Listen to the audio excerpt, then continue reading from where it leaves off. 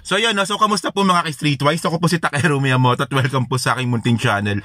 So bigla-bigla po ako napagawa ng video ngayong umaga kasi may nabalitaan ako na itong si Pastor Apollo Kibuloy at yung kampo niyang kulto, ng KOJC, ay napikon kay Nino Barsaga. So ngayon, ang plano ngayon ng kampo ni Pastor Apollo Kibuloy ay idemanda si Nino Barsaga ng cyber libel at saka defamation. Kasi nga 'di ba naalala natin na nung nagkaroon nga po ng rally, 'di ba ng mga kultueste ng ng religion na yan ni Kibuloy. So nagkaroon ng rally, so ngayon ang ginawa ni Nino Barsaga, loko-loko din, kinausap niya yung mga nagrarally doon nung tapos na. Siguro alam niyo naman yun, 'di ba? At tinanong ni Nino Barsaga kung bakit sila galit, kung ano ba talaga nangyari. So doon po natin nalaman na meron palang pinangakong bayad dito nga po sa mga sumama sa rally nung kay Kibuloy, di ba? Nung nakarang araw yun eh. So alam naman po natin yan, ito yan no, yung mga tao na yan, ayan po yung mga in-interview ni Nino Barsaga. So yun, hindi nagustuhan ng kampo ni Kibuloy itong ginawa nga po ni Nino Barsaga, kaya nga po ngayon ay kakasuhan siya ng cyber libel. Pakilan mo na yan, Nino. Well, ito lang kasi yung punto dito mga kababayan, no? Naniniwala naman talaga ako at hindi naman po talaga lingid sa kaalaman po natin at bukas po na aklat yan na kapag meron pong political rally, actually political rally yung nangyari dun kay Kibuloy eh. Kapag meron mga political rally po na yan, mga hakot naman po talaga yung mga yan. Ang tagal na pong ginagawa yan. So ngayon, hindi ata nagustuhan ni Kibuloy yung ginawa nga ni Nino Barsaga, so kakasuhan. So teka lang, ito lang Kibuloy, no? Di ba ang sabi mo, hawak mo ang buhay ng sanlibutan? Di ba sabi ni Kibuloy yan, di ba? Hawak ko ang buhay ng sanlibutan. Sabi niya gano'n, di ba? So, kaysa idemanda mo na lang si Nino Barsaga, bakit hindi mo na lang kaya dalhin siya sa impyerno? So, hindi nga, di ba? Bakit may demanda pa? Ang gawin mo na lang, total, ikaw ang may-ari ng buhay ng sanlibutan, isang salita mo lang yan eh. I am the appointed son of God. Ikaw, Nino Barsaga, tubuhan ka ng getong, di ba? Pumunta kang impyerno. So, ganun na lang, di ba? Pero ito, para makuha po natin yung ano, baka sabihin niyo fake news ako eh. So, ito mga kababayan, no, ito yung audio ng report nga po ng SMNI, nakakasuhan talaga si Nino Barsaga ng kampo ni Kibuloy. So ito, panoorin natin at pakinggan natin. Magandang umaga, maaaring maharap sa kasong cyber libel ang vlogger na si Nino Barsaga matapos sa magpakalat ng maling balita sa gitna ng prayer rally na inorganisahan ng mga taga-suporta ni Pastor Apollo C. Kibuloy ng The Kingdom of Jesus Christ sa Luwasang Bonifacio sa Manila, araw ng Lunes, March 4, 2024. Sa kanyang video, ipinalabas ito ang kanyang mga malisyosong content na may ilang tao na binayaran di umano ng kampo ni Pastor Apollo para tumalo sa nasabing rally. Bagay na pinatinungalingan ito ng Kingdom of Jesus Christ at ng SMNI. Sa kariyang naman ng SMNI sa PNP-PIO Chief Colonel Jim Fajardo, maaaring makasuhan niya ng misrepresentation at cyber libel sa Barsaga, partikular na pagpapakalat ito ng maling informasyon o fake news laban kay Pastor Apollo. Samantala, tinawag ni NCRPO Chief Regional Director Police Major General Jose Melencio Nortatis Jr. na hausyaw ang vlogger na si Nino Barsaga. Ito matapos rin na pag-alaman na nagpapakilala pala ito na official vlogger ng NCRPO. Ayon sa general, hindi konektado sa kanila ang taong ito.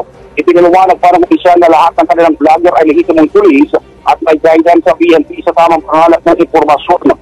Naniniwala ng NCRPO na posibleng na ibang motibo sa Barsaga sa pagpapakalat ng fake news. Sa ngayon, aalamin pa ng PNP ang record ni Barsaga matapos rin na pag-alaman na una na pala itong naaresto sa kasong cyber libel. Para sa Diyos at sa Pilipinas, kumahaan nagulat Paul Montebon, kapartner mo sa Malitang Serbisyo. Ay, nako Nino. May kaso ka na naman, Nino. Ano ka ba? Hindi. So ngayon kasi ito, actually, mayroon pang video kahapon na lumabas. Sambahin, hanapin ko lang, no? So, tinatanggi ngayon talaga ng kampo ni Kibuloy na mga miyembro talaga ng Kingdom itong what they call this, itong mga in-interview ni Nino Barsaga at ang palusot nila ito, saan ba yun? Hanapin ko lang So ito, no, sino ba to? Sino ba yung tao na yan? Yan. So ito kasi, ano to reporter to ng SMNI, and then, miyembro din siya ng kulto, sorry, ng religion ni Kibuloy. So, ngayon, tinatanggi kasi nila ngayon, yung mga tao nga daw po na in-interview ni Nino Barsaga ay miyembro daw po ng Kingdom. Kasi nga, di ba, meron kasing isang in-interview doon si Nino Barsaga na Balbasarado. Parang ako, di ba? So, paano daw po na magiging miyembro yon ng Kingdom Balbasarado at bawal daw po ito sa religion nila. Yan. Religion na sinabi ko ha. So ito palusot niya ito, panoorin natin to ha. Para sa mga nag-aakusa na meron kaming binayaran sa rally, tingnan nyo naman ang itsura ng mga in-interview. Meron balbas. Kami, meron ba?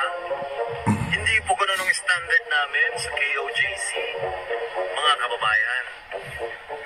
Itsura pa lang, tingnan nyo naman kung ikukumpara sa amin. Disente at naturuan ni Pastor kung paano ang tamang hygiene. At daily po kami na nagtatanggal ng balbas. Kaya please, galingan nyo naman kung kukuha kayo ng mga fake interview. Pikon na pikon, no? So yun, bakit hindi mo lang kaya sabihin mga dugyot? Diba? Tingnan mo ang mga in-interview ni Nino Barsaga, mga dugyot.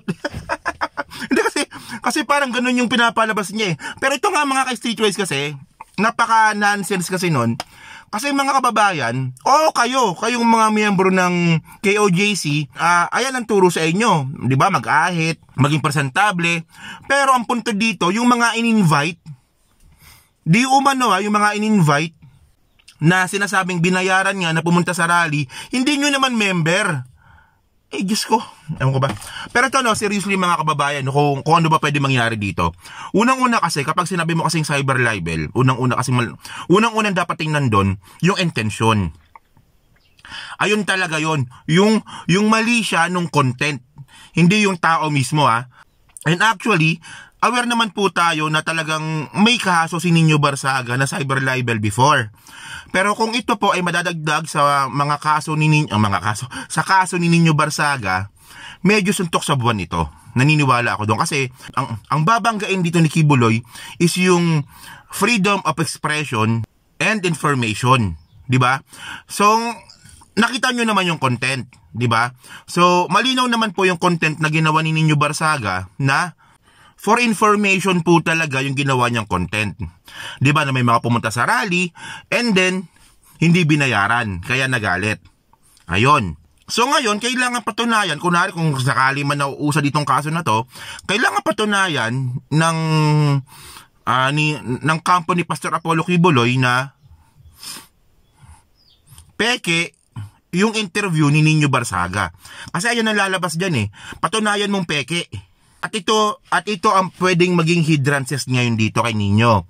Kasi paano ngayon kapag natuloy yung kaso at binayaran ni Kibuloy ng malaking pera yung mga patay gueso, yung mga na-interview mo.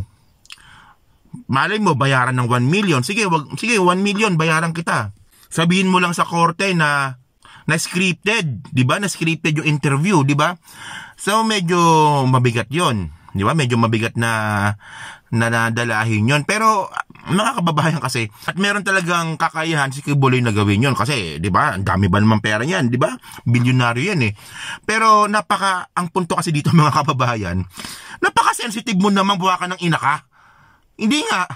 'Di ba gagawa-gawa ka ng rally, pagkatapos naniniwala naman talaga ako na mga binayaran yon kasi normal yon. Nangyayari palagi yon. Gagawa-gawa kayo ng rally and then nangako kayo na babayaran ninyo, tapos hindi nyo binayaran ng maayos nung na-interview, di ba, nagreklamo, nagalit kayo. Diyos ko naman, bukas na aklat na po sa Pilipinas yung rally na yan, na talagang may hakot dyan. Ito nga yung punto dito gawain ng komunista yan Di ba kapag nagrarally yung anak bayan, anak pawis, di ba akala mo madami pero ang totoo talaga nun, mga bayad din yun. So galit na galit ang SMNI sa mga komunista pero yung ginawa naman nila sa rally is gawain din naman ng komunista. Kasi paano ko nalaman mga ka-streetwise na talagang nagiging normal yan? Diyos ko naman. Kasi po, may experience po ako niyan. Nung medyo bata-bata pa ako, nung panahon ni Erap, may experience po talaga na hinahakot po talaga yan. May experience ako doon. Ako mismo. At yan po ay naging kultura na nga po ng mga aktivista. Well, ewan ko lang. Sige, lukawin ninyo sarili ninyo. Ganun lang yun. Pero ito lang, no, kung sakali man na matuloy po yung asunto nga ni Nino Barsaga, well, ako humingi na lang po ako ng tulong. Kung sakali man na matuloy humingi po ako ng tulong. Hindi po para sa akin, para po kay Nino. So medyo paghandaan natin. Kasi actually, na sinasabi ko matindi talaga ang ginawa ni Nino na yon. Matindi talaga yon. Buwis buhay yon, tandaan ninyo. So siguro naman, ngayon na magkakaroon siya ng asunto, siguro it's fair na tulungan natin si Nino na emotionally, di ba, isama natin sa dasal, at kung meron tayong extra na financial, kung sakali man na matuloy, di ba, ipaabot natin kay Nino. Kung matutuloy lang, pero pag hindi, huwag niyong bigyan. So yan lang po mga kababayan. No? So kayo masabi nyo nga po dito sa pagiging pikon ni Pastor Apollo Kibuloy. At naniniwala ba kayo dito sa aligasyon ni Pastor Apollo Kibuloy na peke at scripted yung ginawa ni Nino? So yun, nasa pag-comment na lang po sa baba at binabasa ko pong lahat yan.